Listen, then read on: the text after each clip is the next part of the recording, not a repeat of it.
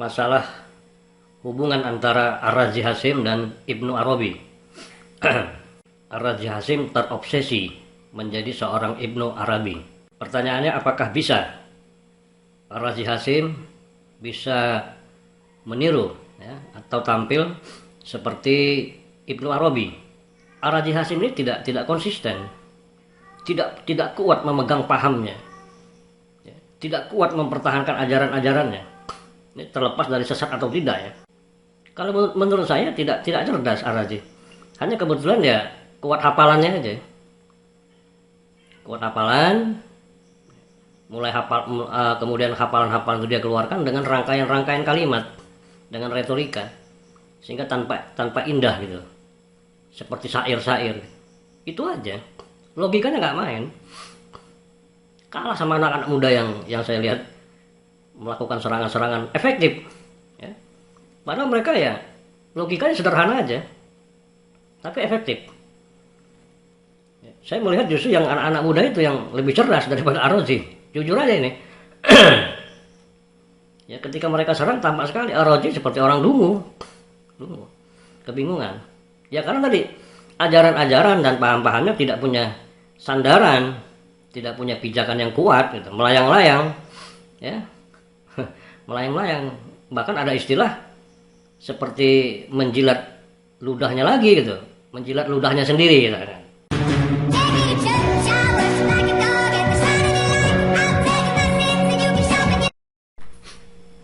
Bismillahirrahmanirrahim. Assalamualaikum warahmatullahi wabarakatuh. Ashhadu an la ilaha illallah wa ashhadu anna Muhammadan abduhu wa rasuluh. Allahumma sholli wa sallim wa barik ala Muhammad wa ala ali Muhammad innaka Hamidun Majid.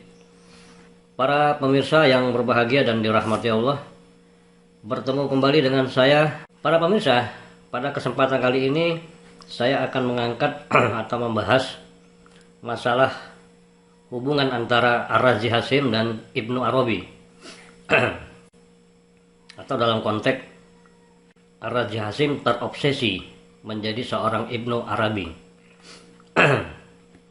Kalau kita menyaksikan video Ar-Razi Hasim yang berbicara tentang tokoh tasawuf yang bernama Ibnu Arabi, maka sangat terlihat bahwa Ar-Razi adalah seorang pengagum berat, ya, pengagum beratnya si Ibnu Arabi, sehingga biasanya secara psikologis itu ada obsesi ingin ya, seperti Ibnu Arabi. Pertanyaannya, apakah bisa Ar-Razi Hasim bisa meniru ya, atau tampil seperti Ibnu Arabi atau yang mendekatinya lah. Mari kita lihat karakteristik daripada Ibnu Arabi. Ibnu Arabi selama bertasawuf, ya, bukan berislam ya, bertasawuf, karena ada perbedaan. Itu sudah menulis setidak-tidaknya 11 buku, ya, 11 karya tulis. Di antaranya 1. Masahid al-Asrar, 2. Matali al-Anwar al-Ilahiyah, 3. Hilyat al-Abdal, 4. Kimia al-Sa'adat, 5. Muhadarab al-Abror, 6. Kitab al-Ahlak, 7. Majmu al-Rasail al-Ilahiyah, 8. Mawakil al-Nujum, 9. Al-Ma'rifah al-Ilahiyah, 10. Al-Isra' ila Maqam al-Atsna, 11. Nah ini yang terkenal nih, Al-Futuhat al-Makkiyah, yang ditulis sekitar tahun 1201 Masehi. Ya, Al-Futuhat yang terkenal ini.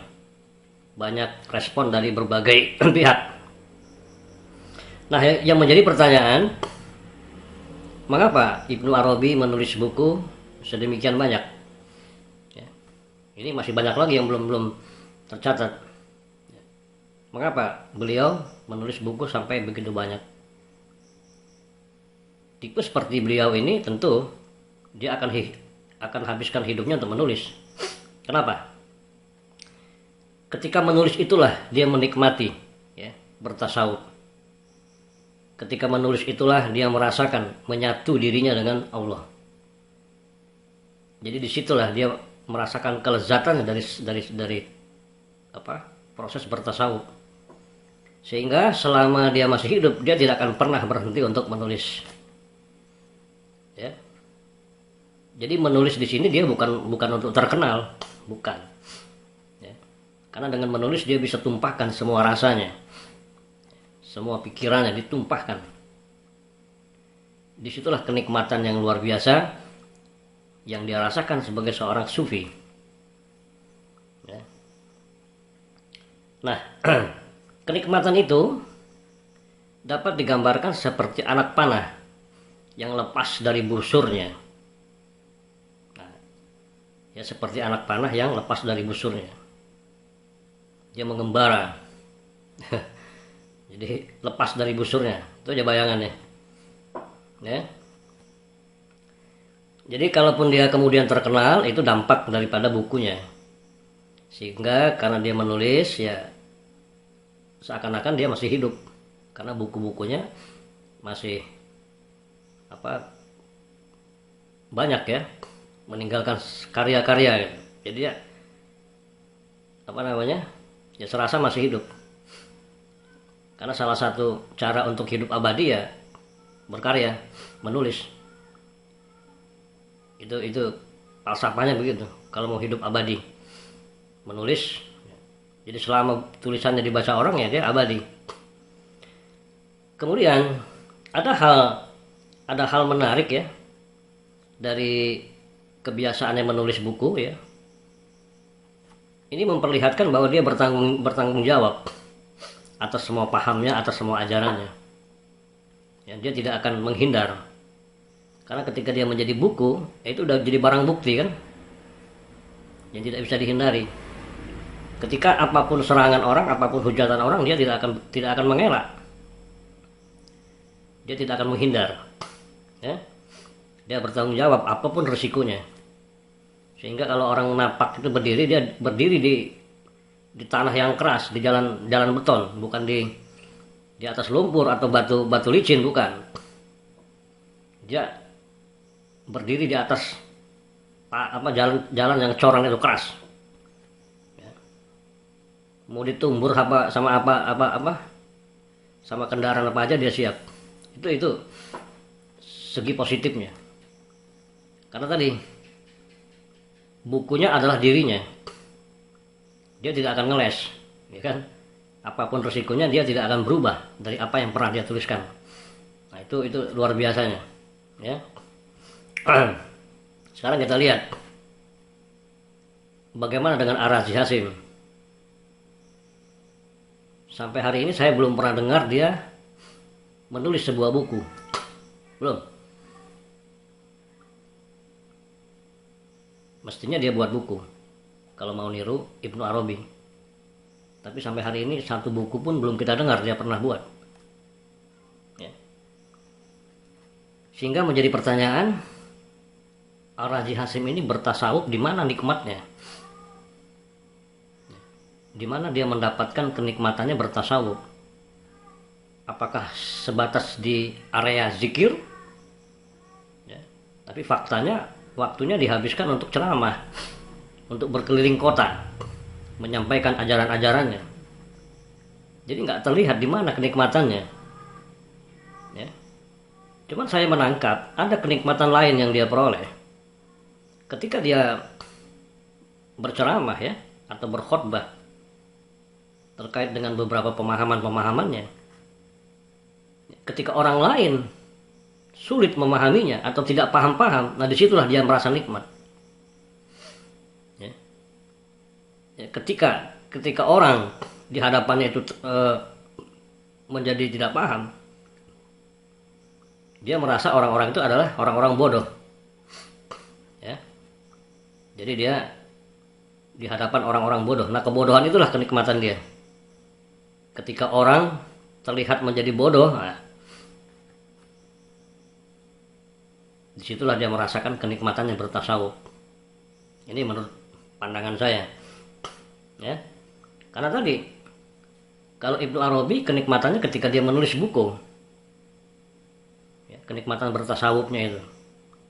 Kalau Ar-Razi saya lihat bukan di buku, karena memang dia belum buat buku. Ketika dia merasakan orang di depannya tanpa bodoh, nah itu dia merasa kenikmatan. Ya. Kemudian saya melihat Ar-Razi Hasim ini tidak konsisten, tidak kuat memegang pahamnya, ya, tidak kuat mempertahankan ajaran-ajarannya. Ini terlepas dari sesat atau tidak ya. Berbeda dengan Ibnu Arabi, begitu kuat, dia tidak akan berubah, apapun yang terjadi. Tapi Ar-Razi Hasim itu tidak konsisten. Ketika ada serangan-serangan, ya, apakah berupa pertanyaan ataupun kritikan, dia cenderung klarifikasi, mengelak gitu loh, seakan-akan tidak pernah mengatakan hal seperti itu. Ya.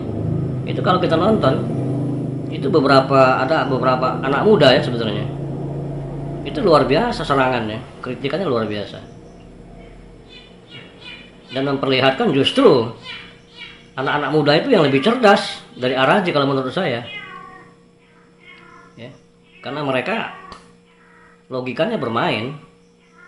Padahal logika yang digunakan logika sederhana. Tapi sebaliknya si Ar-Razi Hasim sama sekali sepertinya nggak bermain dengan logika, main rasa. Ya, sehingga jadi pertanyaan, di mana letak cerdasnya si Ar-Razi Hasim? Kalau menurut saya tidak cerdas Ar-Razi. Hanya kebetulan ya kuat hafalannya aja. Kuat hafalan, mulai kemudian hafalan-hafalan itu dia keluarkan dengan rangkaian-rangkaian kalimat, dengan retorika, sehingga tanpa indah gitu, seperti syair-syair. Itu aja, logikanya nggak main. Kalah sama anak-anak muda yang saya lihat melakukan serangan-serangan efektif, ya. Padahal mereka ya logikanya sederhana aja, tapi efektif. Ya, saya melihat justru yang anak-anak muda itu yang lebih cerdas daripada Ar-Razi. Jujur aja ini. Ya, ketika mereka serang tampak sekali Ar-Razi seperti orang dungu, kebingungan. Ya karena tadi ajaran-ajaran dan paham-pahamnya tidak punya sandaran, tidak punya pijakan yang kuat, gitu. Melayang-layang, ya, melayang-layang. Bahkan ada istilah seperti menjilat ludahnya lagi, gitu, menjilat ludahnya sendiri, gitu. Ya nggak konsisten, gitu. Ya. Nah, saya khawatir Ar-Razi ini semata-mata pengen terkenal aja, ya. Pengen dikenal aja bahwa dia orang hebat, diterima di semua kalangan. Boleh jadi masa lalunya kurang bagus, sering dilecehkan orang, ya. Kemampuannya gitu maksudnya, nggak dianggap orang lah, sehingga berjalannya waktu muncul rasa dendam, kebencian. Nah, pelampiasannya begitu. Dia membuat orang menjadi bodoh. Jadi dugaan aja ini. Ini kalau ilmu kejiwaannya begitu. Sehingga dia berusaha sekuat tenaga menjadi orang terkenal dan bisa bicara di semua kalangan. Nah, itulah kesempatan terbaiknya untuk membodohi orang-orang. Nah, ketika orang-orang itu terasa menjadi bodoh, itu kenikmatan bagi dia. Ya kan gitu. Ada contoh lagi ya, memperlihatkan dia ini logikanya nggak main, nggak cerdas. Kalau ada jamaahnya yang bertanya rada kritis, dia marah-marah. Orang berilmu tuh nggak boleh marah-marah gitu. Ya, kalau masih marah-marah ya masih belajar namanya. Ada tuh beberapa ya, kalau pertanyaannya sudah agak kritis, ya, jawabannya marah gitu. Dibalikin lagi sama dia kan. Kan jadi lucu kan. Sehingga kalau kita perbandingkan dengan Ibnu Arabi ya jauh, langit sama bumi, ya. Ya artinya apa? Ar-Razi Hasim hanya bisa mengagumi saja. Jangan pernah bermimpi untuk menyamai Ibnu Arabi, enggak. Mendekati saja tidak. Dia sebatas bisa kagum aja dah. Levelnya jauh, kan gitu. Ini yang sangat apa namanya? Disesalkan gitu. Dia memaksakan diri ya, terobsesi ingin seperti Ibnu Arabi atau sekurang-kurangnya mendekati. Ya. Tapi dia tidak sadar bahwa Ibnu Arabi itu karakternya kuat, ya. Kuat dan tidak bisa diikuti, ya, sama orang sekelas Ar-Razi Hasyim.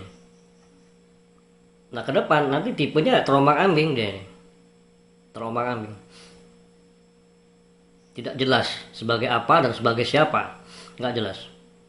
Sehingga nanti ya sejarah akan menghilangkan dia sendiri, dia akan hilang dengan sendirinya, dimakan waktu, ya, ditelan waktu, karena tidak ada karakteristik yang bisa diingat, ya, keunggulan di atas rata-ratanya nggak ada. Tadi saya katakan dia cuma pinter permainan kata-kata aja, karena berangkat dari hafalannya yang kuat. Kalau hafalannya oke deh, tapi kalau bicara hafalan kuat banyak orang, ya, tapi logikanya nggak main. Logika sederhana aja nggak main, coba. Yang muncul main rasa, ya, main rasa. Kalau sudah rasakan, biasanya pijakannya nafsu. Kalau rasa itu pijakannya nafsu. Nah, kalau sudah bicara nafsu, pasti ada cerita masa lalu, ada persoalan psikologis. Ya tadi, ya mungkin ya gitu. Ada masa lalu yang kurang menyenangkan, kurang bahagia, dimana cenderung dilecehkan orang gitu, nggak dianggap deh kemampuannya lah, nggak dihitung. Nah, itu kan dendam, memaksakan diri menjadi orang cerdas, ya. Dan untuk bisa terkenal tampil harus berbeda kan gitu teorinya, harus berbeda. Kalau nggak beda ya enggak, sama aja, harus berbeda. Cuman perbedaan yang dia tempuh, nah ini nyeleneh. Perbedaan yang ditempuh berbahaya, ya. Membuat dia bisa menjadi murtad. Dan saya kira udah murtad sebetulnya, karena dia mengajarkan paham-paham yang bertentangan dengan tauhid. Oke, itu aja dapat disampaikan. Mudah-mudahan bisa jadi bahan pelajaran untuk kita semua, ya, bahwa paling tidak itulah salah satu gambaran mengapa Ar-Razi bisa tampil sedemikian rupa. Ini dalam pendekatan psikologis, bahwa dia terobsesi ingin menjadi orang seperti Ibnu Arabi, ya, tapi itu tidak mungkin karena kelasnya jauh. Ya, Ibnu Arabi punya karakter kuat, terlepas dari sesat atau tidaknya, ya, dia punya karakter kuat, sportif, dan punya karya yang nyata. Sementara Ar-Razi tidak ada karya apa-apa, ya, tidak punya karya apa-apa, nggak ada. Dia hanya unggul di kuat hafalan Quran, hafalan hadis, ya. Tapi logikanya nggak main, sehingga tidak menampilkan sebagai orang yang ilmiah. Tidak ada warna akademiknya, nggak ada. Padahal dia seorang doktor kan itu, nggak akademis sama sekali. Justru saya salut sama beberapa anak muda yang sering kritik dia itu. Itu cerdas itu, ya, tipe-tipe orang muda cerdas. Ya, mudah-mudahan jadi ulama dah, ulama yang cerdas. Karena serangan-serangannya efektif, logika sederhananya luar biasa bermain. Waduh, asik gitu ya. Selamatlah. Terima kasih. Mohon maaf kalau ada kesalahpahaman. Ini hanya bagian dari edukasi keislaman, ya, dalam rangka melatih diri kita agar mempunyai benteng-benteng ketauhidan yang kuat, ya. Tidak ada maksud menyinggung siapapun juga. Niat saya baik. Terima kasih. Assalamualaikum warahmatullahi wabarakatuh.